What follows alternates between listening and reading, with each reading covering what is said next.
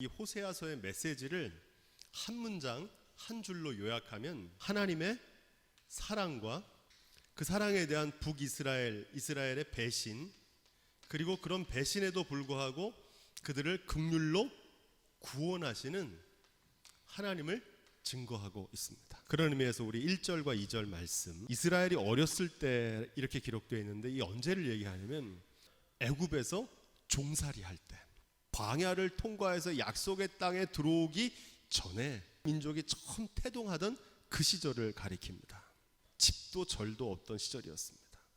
가진 집이나 재산도 없이 여기저기 떠돌아다니던 아무것도 아니었던 시절을 가리킵니다. 약할 때였고 작을 때였고 보잘것없던 시절, 하나님께서 사랑으로 구원하셨던 그 첫사랑을 기억하게 하십니다. 계시록 2장 4절에 이렇게 되어 있습니다. 에베소 교회를 향해서 경고하시는 주님의 음성인데, 그러나 너를 책망할 것이 있나니 너의 처음 사랑을 버렸느니라. 처음 사랑, 하나님께서 어릴 적에 애굽의 노예로 살던 시절에 그들을 구원해내셨던 그 사랑을 잊어버린 겁니다. 나 처음 믿은 그 시간 귀하고 귀하다. 초심을 잃지 말아야 됩니다. 처음 마음, 처음 믿었던 순간. 선지자들이 저희를 부를수록 점점 멀리 떠나갔다, 이렇게 말합니다. 하나님의 부르심을 외면한 겁니다.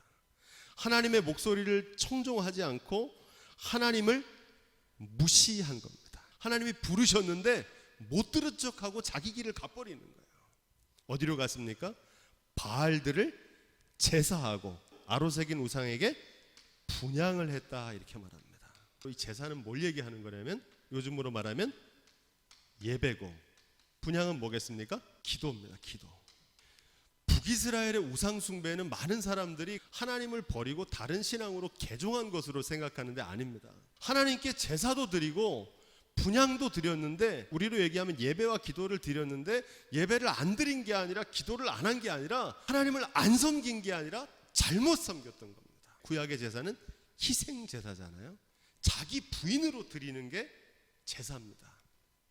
그런데 이스라엘은 제사를 드리긴 드리는데 자기를 부인하는 희생으로 드린 게 아니라 자기의 영광, 자기를 과시하는 수단으로 예배를 드린 겁니다. 예배를 드리긴 드렸어요.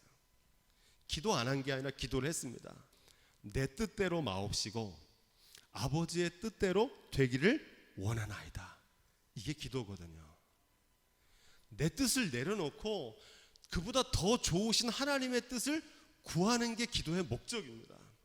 그런데 그 기도는 하지 않고 내 뜻을 관철시키는 기도만 하는 거예요. 내 욕심만 구하는 거예요. 하나님의 뜻을 구해야 되는데 기도를 하긴 하는데 이 기도가 변질되고 타락한 겁니다. 이게 바로 이스라엘의 우상 숭배였습니다. 메시지 성경에 보면 이 대목을 이렇게 번역하고 있습니다. 갖고 놀기 좋은 신들로 종교 노름을 버렸다. 이게 우상 숭배의 정체입니다. 3절 4절 말씀 우리 계속해서 그 뜻을 생각하면서 읽어보겠습니다. 이스라엘에게 베푸신 하나님의 사랑을 구체적으로 증거하고 있습니다. 첫 번째, 하나님께서 어떻게 하셨다는 겁니까? 걸음을 가르치셨다. 이게 영어로 하면 티칭입니다. 가르치셨다. 바른 길로 인도하시고, 영어로 가이드라고 그러거든요. 우리 가이드 한다고 그러잖아요. 모르는 길 할 때 길을 안내해 주는 하나님께서 걸음마서부터 그랬다는 거예요. 이스라엘을 그렇게 사랑하셨다는 겁니다. 두 팔로 안아서 지키고 보호하시는 줄로 믿습니다. 가드라고 그러잖아요. 보디가드 그러는데 가드, 지켜주는 겁니다. 사랑의 줄로 이끌었다, 이렇게 얘기합니다. 이끌었단 말은 인도했다는 건데 지도하는 겁니다. 내 길을 지도하시리라.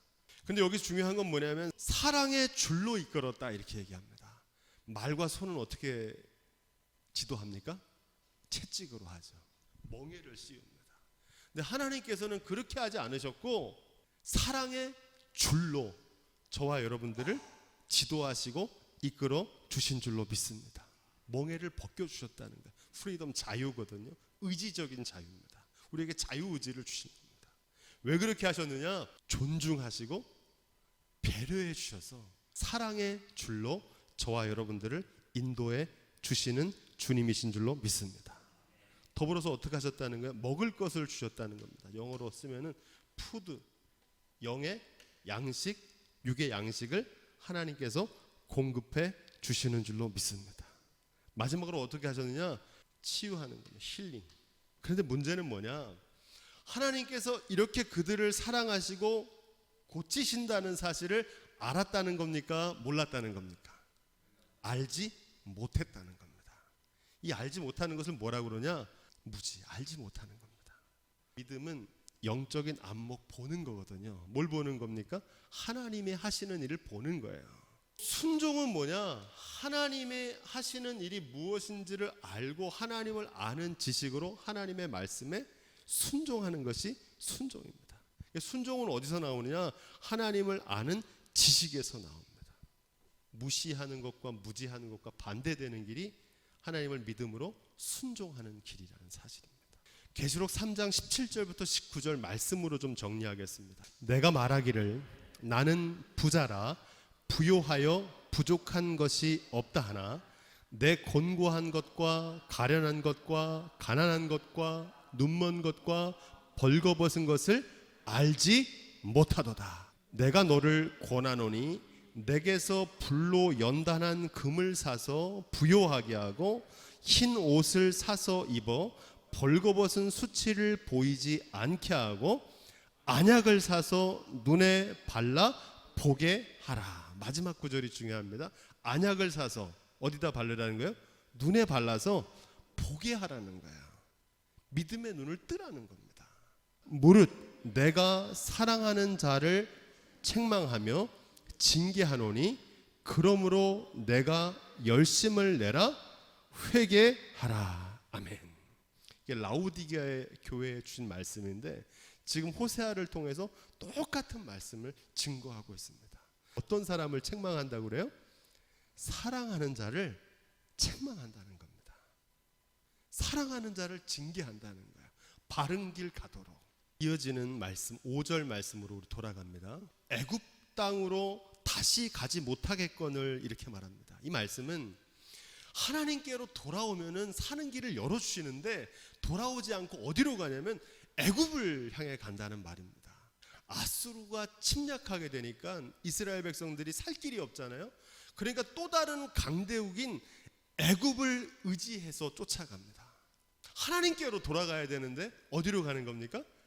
애굽을 쫓아갑니다. 이 말씀이 어디 나오냐면 이사야 31장 1절로 3절 그들은 말을 의뢰하며 병거의 많음과 마병의 심히 강함을 의지하고 이스라엘의 거룩한 자를 앙모치 아니하며 여호와를 구하지 아니하거니와 여호와께서도 지혜로우신즉 재앙을 내리실 것이라 그 말을 변치 아니하시고 일어나사 악행하는 자의 집을 치시며 행악을 돕는 자를 치시리니 애굽은 사람이요 신이 아니며 그 말들은 육체요 영이 아니라 여호와께서 그 손을 드시면 돕는 자도 넘어지며 도움을 받는 자도 엎드러져서 다 함께 멸망하리라. 애굽으로 내려간다는 뜻을 구체적으로 가르쳐주고 있죠. 말과 병거를 의지해가지고 아수르가 쳐들어오니까 그 강대국을 의지해가지고 이 위기를 모면하려고 했던 겁니다. 한마디로 말하면 뭘 의지한 겁니까? 사람을 의지한 겁니다. 이사야서 2장 22절에 이런 말씀이 있어요. 따라해 보겠습니다. 너희는 인생을 의지하지 말라. 뭘 의지하지 말라는 거예요? 인생을 의지하지 말라. 이 인생은 사람을 얘기합니다. 사람 의지할 대상이 못 된다는 겁니다. 그의 호흡은 코에 있나니 수에 칠 가치가 어디 있느냐. 메시지 성경은 이것을 더 정확하게 우리에게 이렇게 번역합니다. 인간에 불과한 존재들에게 의지하는 일을 그만두어라. 그들은 자아와 허풍으로 가득할 뿐 별 볼 일 없는 존재인 것을 아직도 모른단 말이냐. 여러분, 사람은 의지할 대상이 아니라 긍휼히 여기고 사랑해야 될 대상인 줄로 믿습니다. 사람을 의지하면요 반드시 실망합니다. 사람은 약하기 때문에 그래요. 악해서가 아니고 약하기 때문에 그래요. 위기의 순간 사람을 의지하는 게 아니라 하나님 의지할 수 있는 믿음이 저와 여러분 가운데 있기를 주님의 부탁을 드립니다. 6절 말씀. 여기서 말하는 칼은 아수르의 침략을 얘기합니다. 아수르를 칼이라고 비유하고, 이 아수르가 치며 빗장을 깨뜨려 없애게 될 때 왜 그런 일이 벌어지냐? 저희의 계책이 드러납니다. 계책 때문에 그렇다, 이렇게 말합니다. 이 계책이라는 말은 요즘은 잘 안 쓰는 말인데 계획을 뜻합니다. 우리의 믿음은 언제 드러난다고 그랬습니까? 위기의 순간에 드러납니다. 위기의 순간에, 절망의 순간에. 뭘로 드러난다고 그랬습니까? 말로 드러납니다. 사람을 의지하는지 물질을 하나님보다 더 의지하는지 드러납니다. 삶의 위기 앞에서 삶의 주관자 되신 주님께 의뢰하고 의지하는 기도를 드려야 되는데, 기도하기보단 어디로 간 겁니까? 아수르를 쫓아가고 돈을 의지하고 사람을 의지하는 겁니다. 왜 그랬을까요? 하나님보다 물질이, 하나님보다 사람이 더 믿을만하다고 생각하기 때문에 그렇습니다.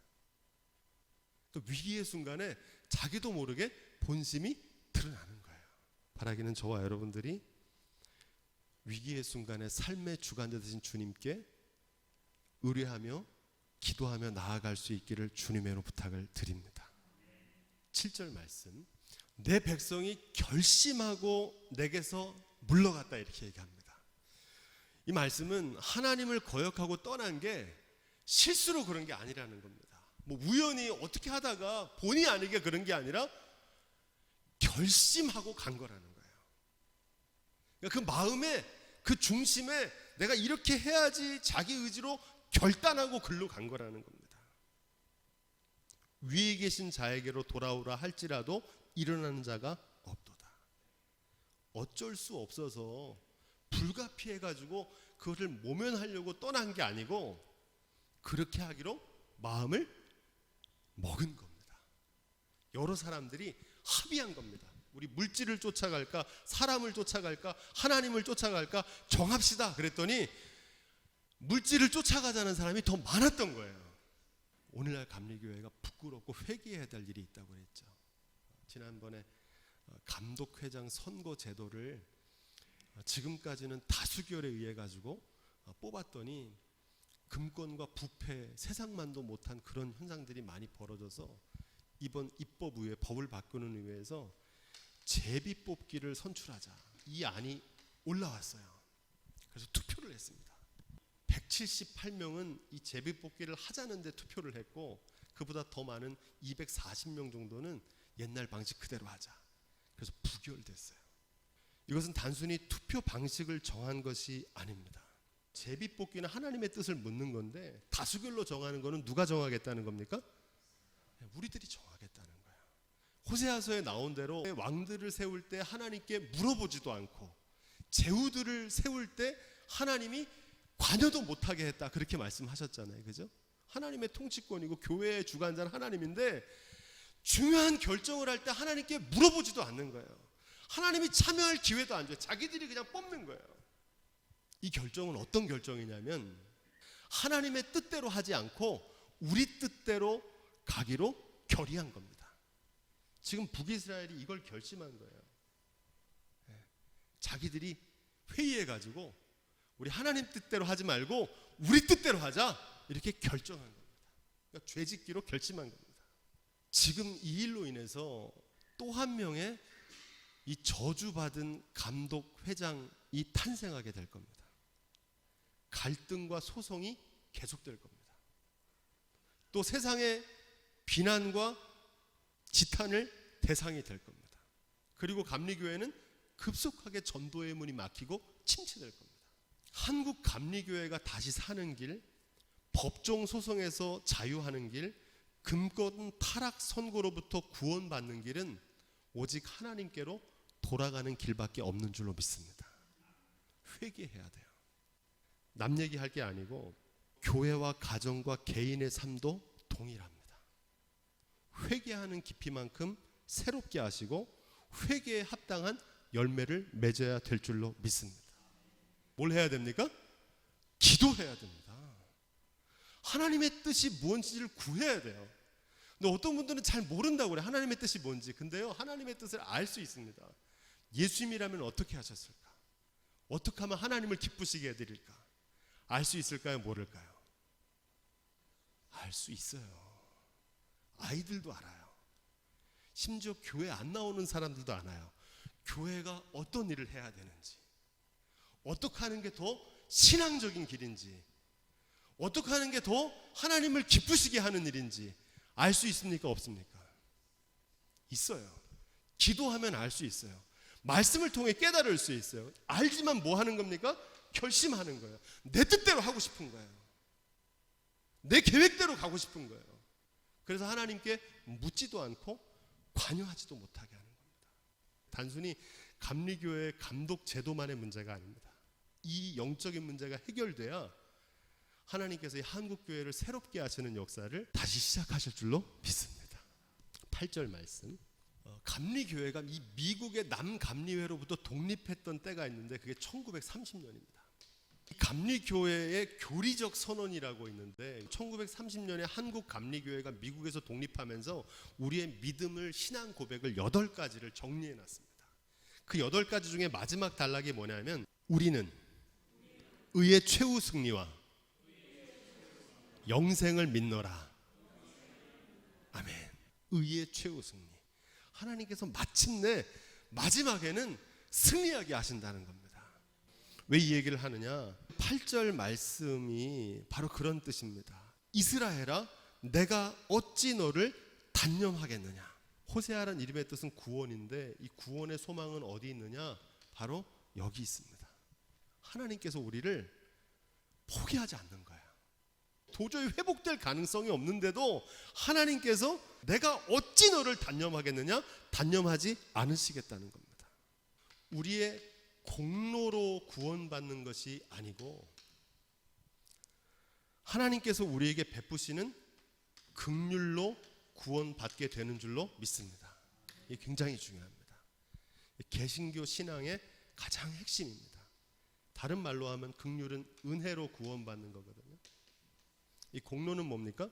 우리의 공덕, 내가 선한 일을 많이 하고 노력, 내가 열심히 노력해가지고 나의 능력으로 구원받는 게 아니라 주님의 긍휼과 은혜로 구원받게 되는 줄로 믿습니다. 이게 개신교 신앙의 출발점입니다. 솔라 그라시아, 오직 은혜. 요한일서 4장 10절에 보면 여러분 잘 아는 말씀입니다. 제가 읽어드릴게요. 사랑은 여기 있으니 우리가 하나님을 사랑한 것이 아니요 오직 하나님이 우리를 사랑하사 화목제로 그 아들을 보내셨음이니라. 우리가 주님을 사랑한 게 아니라 누가 우리를 사랑한 거예요? 하나님이 우리를 사랑하셨다는 거야. 어떻게 사랑하셨어요? 내가 너를 어떻게 버리냐? 나는 절대 너를 포기하지 않겠다. 이렇게 저와 여러분들을 사랑하신 줄로 믿습니다. 여기에 구원의 소망이 있는 거예요. 호세아가 그걸 증거하는 겁니다. 아드마와 스보임 같이 두지 않겠다 이렇게 말하는데 이 아드마와 스보임은 소돔과 고모라가 멸망할 때 함께 있었던 주변에 있는 멸망한 성읍의 이름입니다. 신명기 29장 23절 찾아보시면 나옵니다. 하나님께서는 소돔과 고모라가 멸망하는 것처럼 이스라엘을 멸망하게 내버려 두지 않으시겠다는 겁니다. 우리의 배신에도 불구하고 놓지 않으시고 결코 버리시지 않으신다는 겁니다. 번지 점프 자주 말씀드리죠. 번지 점프. 내가 그 줄을 잡고 뛰어내리는 게 아닙니다. 그 줄이 나를 놓지 않고 묶어주기 때문에 안전하게 뛰어내리잖아요. 그와 마찬가지로 우리가 주님을 꼭 붙잡고 내 의지로 내 열심으로 주님을 붙잡는다고 생각하지만 정작 그 위기의 순간을 만났을 때 나는 그 손을 놓쳐요. 약하거든요. 그런데 떨어져 죽지 않는 것은 하나님께서 여전히 저와 여러분들을 붙들어 주시고 안아주시고 함께 주시기 때문인 줄로 믿습니다. 버리지 않으신다는 거예요. 하나님께서 그 사랑으로 저와 여러분들이 구원에 이르게 되는 줄로 믿습니다. 사도 바울은 이것을 잘 알고 있었어요. 그래서 로마서 8장 38절로 39절에 내가 확신하노니 사망이나 생명이나 천사들이나 권세자들이나 현재일이나 장래일이나 능력이나 높음이나 깊음이나 다른 아무 피조물이라도 우리 주 그리스도 예수 안에 있는 하나님의 사랑에서 끊을 수 없느니라. 아멘. 이 믿음이 저와 여러분 가운데 있기를 주님의 이름으로 축원드립니다. 절망과 위기 속에서도 끊을 수 없는 하나님의 사랑을 믿는 겁니다. 이 믿음이 저와 여러분들을 구원합니다. 하나님이 여전히 나를 붙들고 계신다는 거야. 최악의 순간인데도, 사망의 음침한 골짜기를 지날지라도 담대합니다. 왜? 주님께서 그곳에도 함께 하실 것을 믿기 때문에. 지금은 실패고 지금은 절망의 구덩이에 들어가도 낙심하지 않고 다시 일어납니다. 왜? 의의 최후 승리를 믿기 때문에. 그 앞에 보니까 내 마음이 내 속에서 돌아서 나의 긍휼이 온전히 불불 뜨듯 하도다, 이렇게 말합니다. 여기서 중요한 거는 이 긍휼이 하나님 안에서 나온다는 거예요. 많은 사람들이 오해하는 게 우리가 예뻐가지고 잘해서 하나님이 우리를 사랑한다고 생각해요. 그게 아니고 하나님께서 우리는 잘못했는데, 우리는 넘어지고 실수했는데 스스로 그 마음의 사랑이 그 안에서 돌아서 그 긍휼로 저와 여러분들을 사랑하시는 줄로 믿습니다.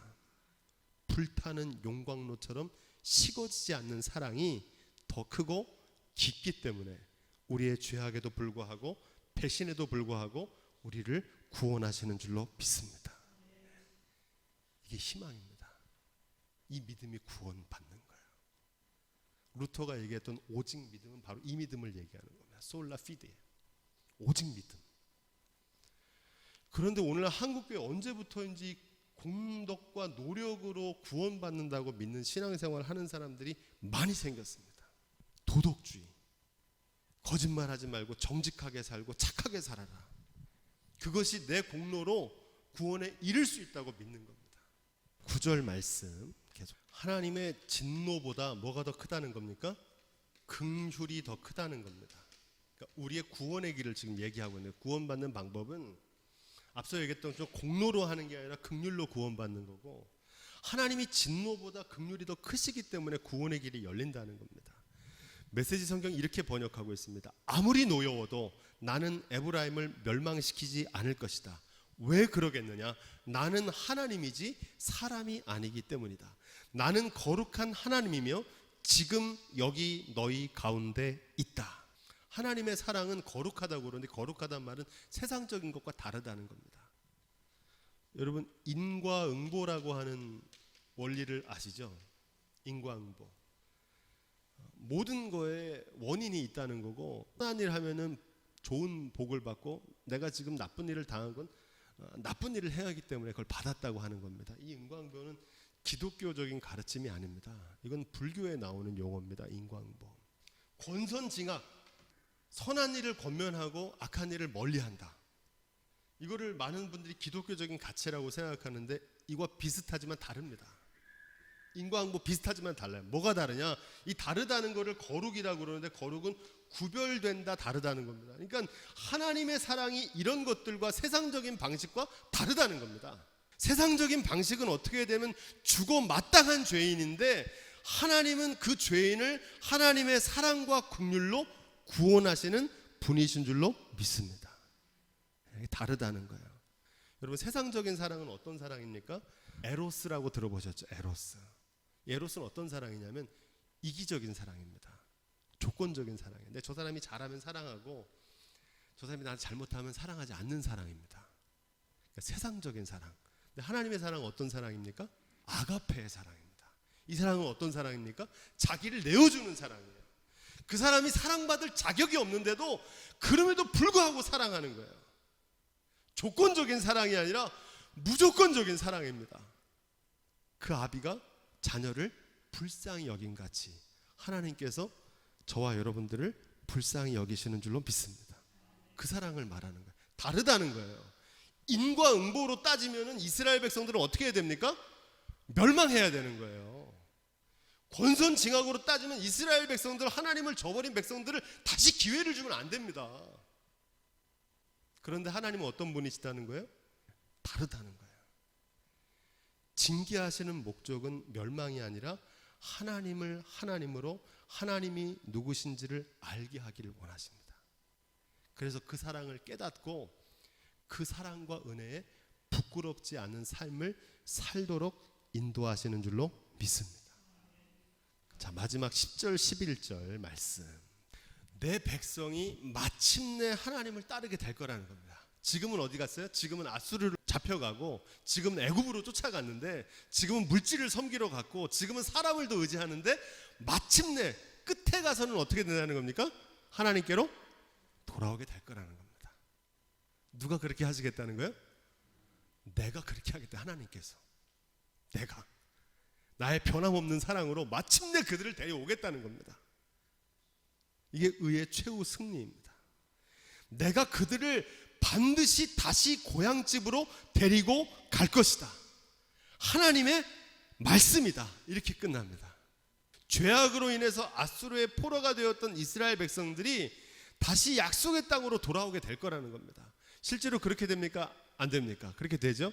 바벨론의 포로로 끌려갑니다. 아수르에 잡혀갔다가 아수르가 바벨론의 멸망을 받아요. 그래서 이스라엘 백성이 일부는 애굽으로 도망가고 전 세계에 다 흩어졌는데, 하나님께서 바벨론의 고레스 왕을 세워가지고 이스라엘 백성 다시 고국으로 돌아오게 합니다. 그래서 이 약속이 70년 만에 이루어집니다. 사자처럼 포효할 때 우리가 부르는 찬양 중에 이런 찬양이 있죠. 나팔 불 때 나의 이름. 고난과 핍박 가운데 성도들이 다 있는데 하늘에서 나팔이 쫙 불리면서 그 성도들이 승리하고 구원하는 날이 오게 되는 줄로 믿습니다. 사자의 포효 소리가 들릴 때 하나님께서 다시금 나팔 불며 그 백성들을 구원해서 데리고 가겠다는 겁니다. 그게 의의 최후 승리입니다. 대적자 사단은 이 하나님의 구원을 방해하고 회방하고 거역합니다. 그리고 우리는 연약하고 실수가 많고 약해서 자꾸 넘어지고 자꾸 떠나갑니다. 그런데 다시금 우리가 구원받을 수 있는 길은 어디 있습니까? 구원의 소망은 어디 있습니까? 오직 변함없는 하나님께 있는 줄로 믿습니다. 하나님께 구원의 소망이 있는 거예요.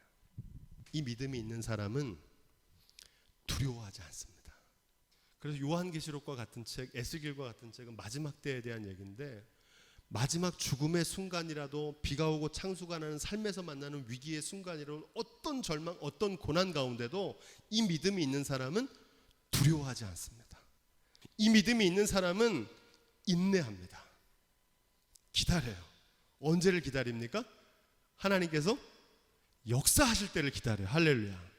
의의 최후 승리를 믿는 믿음이 저와 여러분과 교회와 가정 위에 있기를 주님의 이름으로 간절히 축원드립니다.